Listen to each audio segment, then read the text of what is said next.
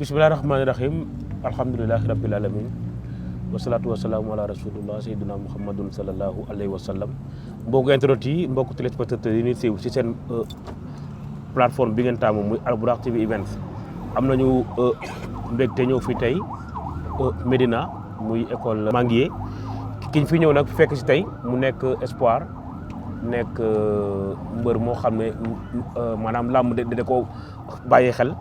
ñu naan ko Ada Fass Ada Ndakaaru Ada Colobane Ada Médina nekk koo xam ne dëgg la yàggul bi mu ñëwee mais dafa nekk phénomène car phénomène bi nag li ko taxa doon phénomène mooy par rapport au palmarès déjà parce que boo nee 14 combats am 11 victoires am 3 défaites ñu ne saa soo jógee ñu defe ne Modou Lo wala Balla wala keneen moo jóg loolu yaakaar naa bëri na ñi ko bëgg amuñu ko mu mel ni nag yàgg na bëri ay combat parce que nee naa am na 14 combats mais combat bi mu jëm muy le 30 juin 2024 soit exactement dans 10 jours parce que tey la le 20 juin defe naa moom dina ko waxal boppam ndax am na est-ce que dayoo bi mu am est-ce que mën na am combat bu am boobu dayoo dinañ ci ñëw nañ ki fekk ko vraiment à 10 jours muy entraîné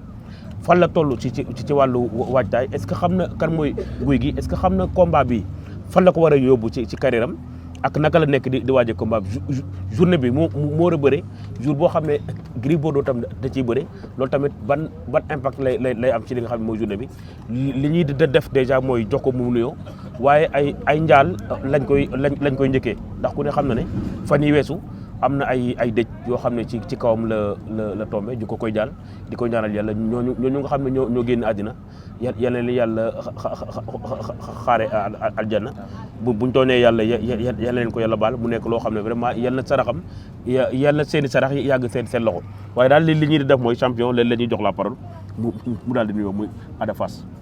waaw jërëjëf borom Touba jërëjëf borom Touba jërëjëf borom Touba jërëjëf Cheikh Amadou Bamba Khadimou Rassoul Jalla Mustafa Karafal. waaw maa ngi nuyu di leen ziar di leen dalal waaw di leen jaajëfal bu baax waa Albourakh.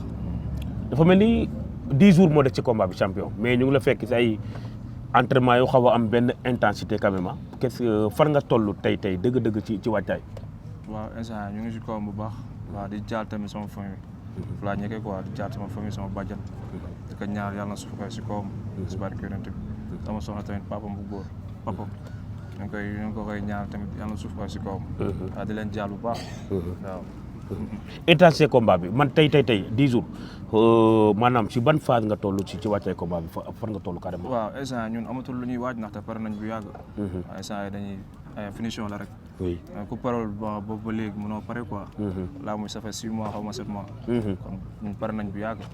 dañuy maintien nii rek. su ma la déggee mooy bu lamb ji doon suba pare nga pour takk ngeen. bu ñu waxoon léegi pare nañ.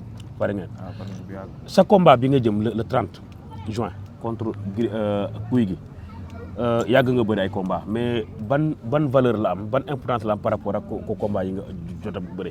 waaw combat bii nii amaana kon combat yu fi jaar rek ndaxte ñun combat duñu kii quoi. combat duñu jaaxal bopp. combat mënuñoo weesu benn côté. ndaxte instant bu ñu nekkee mbëru mag du tey. kon kuy traîner ful di dem bëri ci stade Arène Nationale di bëri grand combat. kon kooku noonu amul ay combat bu ko jaaxal quoi. lan moo ñu jaaxal muy bis quoi xam nga bis dañ koy waaj. bis ak combat bokkul. lii nag bis la. combat bis la bis. j'ai pas compris ah boo nee bis ak combat bokkul man j'ai pas compris c'est-à-dire. non combat xam nga combat yomb na. mais bis dafa ëmb lu bëri. man li bis la quoi. te incha allah rabbi lu mu laaj dañ koy def. ci kàttanu suñu borom. yee ndam rek. adversaire bi nga am est-ce que amul wuute ak yi nga daa am. non adversaire bi ma am ak ñoom man garaawul quoi. man Gouye Gui man feesul sama bët. fi sa bët tey jii bu ma ko waxee du kaar naago la wala dara lu nekk si man jamono ji laa xam jamono ji laa la wax lu nekk si man incha allahu rabbi si kàttan suñu borom mbaar bi laa luy may la 30 bu taxawee ma fekk fu mu nekk duma ko bu mu taxawee bu bëree ma daan loolu waxu mbër la nii rek wala loo gëm la non loolu lu nekk si man la man lu nekk si man la parce que guy gi nee na daf lay sempi ala kulli ak lu mën a xew guy gi nee na daf lay sempi mosuñu ko duma ba mu daw combat bi dinañ ko duma mu daw te dinañ ko jàpp minimiser ko bëreeg moom daan ko wane que moom cuune la mosul daan mbër jël lu dul sempi waaw incha allah mosul daan mbër lu dul sempi waaw déet bi mu daan Ama Baldé 2012 du woon sempi le 27 mai 2012 moo bëre ba daanu Ama moo bëre ba daanu mais loolu est-ce que bokkul si mën a bëre loolu non loolu bokkul tey ji amaana yow amaa nga wax ak Ada Fass Ada Fass booy bu ndaw la man tey ji làmb man jaaxaluma quoi dañoo mën a bëre ba pare macha allah dañu ngi entraînement kon instant yi xel bu dal rek bokkul ak Ama Baldé quoi déedéet moom jàmbaar la mais man Ada Fass guy gi la 30 juin noonu la demee xam nga guy gi bu leen noonu kan mooy guy gi yow loolu looy wax Ada Fass xaw ma ko de turam rek laay dégg guy gi man Ada Fass laa xam te maa ngi ni toog lan nga xam ci moom xaw ma si moom dara guy gi su ma nee la moo la jiitoo 9 ans si arène bi moo la ëppalee 9 combats yow yaa ngi si 14 moom mu ngi si 23 yaa ngi ci 11 victoire moom mu ngi ci 16 yaa ngi ci 4 défaites 3 défaites moom mu ngi ci 7 maanaam yooyu est-ce que boo ko xoolee est-ce que amul tuuti différence. waaw loolu yëpp garaawul. ñun bis bi rek arbitre bi sifflé gën suñu diggante.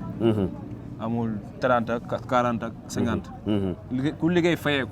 su waaye te dañoo liggéey 3 séances la ñuy liggéey ba léegi 7 mois 3 séances kon amul lu may xalaat si moom bu ma naree xalaat si moom ma tekki sama ngéem kon du ma bëri bis ba incha allah jiitu bi mu la jiitoo si làmb ak ñi mu bëree loolu yëpp xalaatu moo ko sa waay na arbitre sifflé gën sama diggante ak moom amul jiitu ak moom a njëkk ak loolu yëpp xalaatu moo ko ba arbitre sifflé amul jiitu ak ñàkk jiitu yëfu dof la rek làmb yëfu dof la dañuy bëri di ko jàppante ku mun sa morom daan incha allah rabbi yëfu dof la bu ànd ak xalaat dof la voilà amul non dof la yëfu dof la amul xalaat ku fu mu am yëfu dof la waaw dof la de kon àndul ak xel noonu la demee amul àndul ak xel te bis ba waaw moom lu muy woo waaw incha allah rabbi si laa koy fekk combat bi sama combat bopp la yee man li tax ma la ko wax mooy da nga naan caatu ngéwél ne loolu yàgg na loolu dafa yàgg ne Jokkel xaaral ma ñëw rek jamono yi da ngay ñëw da nga naan caatu ngéwél ne Jokkel bi mooy sama premier combat arrêté ne Colifay de voilà moo taxoon ma posé la question bi yooyu noonu fàtte naa ko waaw loolu noonu xam nga tax maa ngi soog a dugg si làmb yaa ngi soog a dugg si làmb fu ma bëgg a dem kon fii nii mooy porte bi c'est que li tax ma wax la ko mooy boo xoolee adversaire yi ñu ngeen bëree fàtte naa ko loolu amu ci kii loolu noonu boobu xale laa te instant yi dama am màgg def jar da nga màgg waaw dañoo màgg si lépp de d'accord si lépp nag d'accord te daa fu ñu bëgg a jëm si làmb te kafewuñu ko foyewuñu ko te daa fu ñu teg suñu bët kon première question bi dafay ñëwaat incha allah rabbi mooy yoon bi kon première question bi dafay ñëwaat est-ce que sa combat bi mës nga am combat bu am bi day déet mënuñoo jaaxal déggoo ma xanaa daa fu ñu bëgg a dem noo dégg loolu daa fu ñu bëgg a dem kon moom mooy yoon bi te dama koy pousse jàll man kese dama koy pousse jàll incha allah rabbi parce que guy gi bi ñu bëri ñu ko xamaa ñu xam guy gi dañu ne guy gi bi dafa wuteeg guy gi bi doon bëri fan yëpp année yëpp sincèrement guy gi bi bëree guy gi bi daan Ama Baldé en mai 2012 ñu bëri nee nañ moom moo ñëwaat si wàllu état physique si wàllu psychologie loolu boo ko déggee yow lu raw loolu boo war a ñëw soo ko déggee la mais loolu mooy yoon mais man daal maa ngi ni ama benn blessure maa ngi si jàmm waaw man maa ngi sant yàlla de xale bu ndaw laa waaw moom na ñëw indi état de forme bu baax jaruñu laamu ji jeex mais dama gaañu fii ak dama gaañ non non mooy loolu gor la may gor dañ ko sëgg rek ñëfe ko incha allahu rabbi yàlla ñu yàlla may ndam ci kawam quoi mais lan moo indi aw ma benn blessure non dañ koy wax bu koy dégg amuñu benn blessure ñun amuñu benn blessure kon laamu ji 6 mois xam nga 7 mois ñu ngi koy waaj ñu ngi ñëw mi taf si yaram benn électro lu kenn xamul bu mu yàq dara na ñëw defar ko bu mu defaru incha allah rabbi ñu sëgg wane ko ay jàmbaar la may jàmbaar waaw ñu wane suñu bopp rek mu jeex da nga ragal mu xaw a daw fi fii combat bi non daw dafa sañ loolu ba 7 mois xam nga 8 mois dawee ko guy gi da nga ko ëpp doole wala da nga ko dàq bëri Ada non ñaar yëpp laa ko waaw ñaar yëpp laa ko ëpp quoi ñaar yëpp laa ko ëpp ñaar yëpp laa ko ëppee mooy lan moom ak fuuf man xale bu ndaw laa damay entraîné kon tey jii man li ma mën a dëkk moom si boppam mënu kaa dëkk waaw te incha allah rabbi la 30 dina leer dina leer quoi incha allah rabbi d'accord loolu xam nga mbër yàgg na koy wax nag dem ci xare dem ci combat di bàkku di kañ sa bopp et puis loolu ça se comprend rawati nag boo nekkee xale gën a fete xale mais année yi combat yi passé dañoo gis xale yi maanaam mag ñi ñu si bëri da leen di faral di nax am fu leen jaarale. xale bi instant dañ ko sol yëpp mag quoi instant ay xale rek nga gis mais ay kilifa ngi sama ginnaaw quoi. yoo xam ne tey jii ñoo doon tar ay ndaanaan. waaw xale bi daa toog si géej daa toog fu comme dama toog fu dëgër sa waay caaxaan yow ma ko sax. daa ma fu ma teg sama bët. dafa am foo teg te daa am ñi ma yaakaar quoi. man du ay fii kese si àll bi sori. man waaw di ñaan ñëpp jàmm.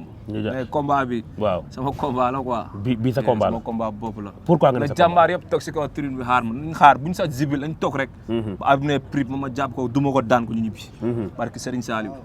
man mais est-ce que excès de confiance bi nga doon dégager contre Zarko est-ce que am na loo jàngat si sa combat. non bokkul loolu noonu bokkul. Mhm. amaana loolu noonu suñu borom la rek. waaw. ñun déggoo ma rek sa waay yow beneen aada moo toog di wax ak yow. yow bàyyi ba la 30. nañ xam ne booy fu mu bëgg a jëm. incha allah rabbi kenn du ko fa tee jëm. waaw ragaluñu ko quoi. guy gi la lan moo koy daan doole lay doon. entraînement rek sport wala man musique lan entraînement sport ñun déggoo ma ne 3 séances lay entraîné sa waay. bu nekkoon musique la dañuy nelaw duñ entraîné. mais lii mooy ak ñun dañuy liggéey. liggéey lañ gëm. waaw moom moo ngi liggéey quoi moo ngi liggéey ñu ngi gis. mais na xam ne ne yow moom matul dara de. matul dara. te balaa bi xam ne matul dara ñu jàppante ñu roofante ñu roofu. dina xam ne matul tous tànkam yow du mu dam waay yow man ak moom dañoo bokk. forme yi dafa bokkul. forme yi bokkul corpulence yi bokkul. ñun ay sportif lañ. bu ñu corpulence quoi. man. ah mais ndax xam nga ne si forme boobu la daane ñoom Ama Baldé. yow waay sa waay bàyyi loolu. ci la daane ñoom Ama Baldé. Ada Fass laalu la 30 juin ci la daane Zarko ci la daane. Ada Fass le 30 juin Ada Fass le 30 juin incha allah. attention ah. incha allah. am na ñu mu daan nag ay ndaanaan la te forme boobu leen daan mooy yoon da leen war a daan. mais booy bi la. booy bi ak guy gi kiiwul quoi. noonu la demee bokkul. d'accord fii ak le 30 liggéey bi lu muy doon. waaw maintien rek nekk suñu dernier virage instant yi dernier virage la. waaw ñun instant yi ñoo ngi suñu bopp bu baax. noppi nañ ba pare. bis bi rek la ñuy xaar incha allah rabbi. yoole stade ba mu yoole jàpp waa ji daan ko ñu bisi. si kàttan suñu borom. jàpp ko daan ko incha allah combat bu yàgg lay doon wala combat bu. moom ça dépend de toi ça dépend de moom rek. de lui. waaw de lui. ça dépend de lui. ndaxte ñun àdduna prix duñ reculer. duñ def nii. bu ñëwee dañ fay fekk. yow doo man mosuma réglé sama lamb xalaatuma ko. xatatu combat mosuma. kon su arbitre sifflé da ngay dox ci kawam. dox ci kawam jàpp ko imposé ko daan ko. may ko loxo mu jóg. daal di xool sa. incha allah rabbi incha allah. d'accord mais laataay loolu am ngeen dernier face to face ah. loolu problème dimanche incha allah naka lay demee face to face boobu. waaw mooy loolu face to face bi waaj rek.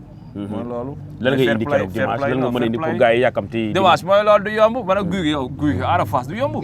ku koy xalaat yaa ngi nax sa bopp. man mi ma tëdd nelaw dafa dafay yomb na maa ngi nax sama bopp moom tamit mu defe ne yomb mooy nax boppam. laamu gaynde la. ku nekk daa am fu mu bëgg a dem. waaw kon amul luy sedd. waaw da xamul bi di tàq. waaw noonu la demee nag. parce que moom ñu ba dañ jàpp ne wax ji ko Eumeu Sène wax ne bu leen làmb boole dafa bëgg ne bu daanee Ada Fass moo tax moom mu xelam yëpp nekk ci daan Ada Fass pour mën a am chance bu nekk Eumeu Sène. man roi laa bëgg waxuma loolu noonu. roi des arènes jaaxaanuñu amuñu lu ñuy wax. waaw fii xale bu ndaw nga fi fekk. ñooñu bu ñuy bëree maa ngi jàng école wala maa ngi raam. kon xale nga fi fekk. xale bu ndaw nag bu ay mag yor. waaw. maa ngi nuyu sama père bu baax. père coach ñu ngi koy nuyu bu baax. dañ koy jaajëfal. waaw bu baax. waaw ne jàmbaar la. waaw amaana Ada Fass bu demee ba mel nii. moom si loxam. si la bokk bu baax. parce que ba ma fay ñëw di téye ay téléphone di doot ndox. di ko tarbiyu. waaw moom fii la ko fekk. waaw dañ ko tarbiyu quoi. waaw mu dem ba li am fi. kon day gën a sax di gën a mbolli. incha allahu rabbi.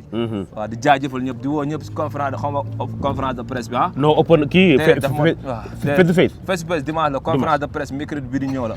répétition bi lundi la. waaw day daw rek amul arrêt. waaw lundi dañ koy yoole mardi ñu yoole ko. waaw ñëw def suñu conférence de presse waaj suñu lamb la dimanche incha allah 30.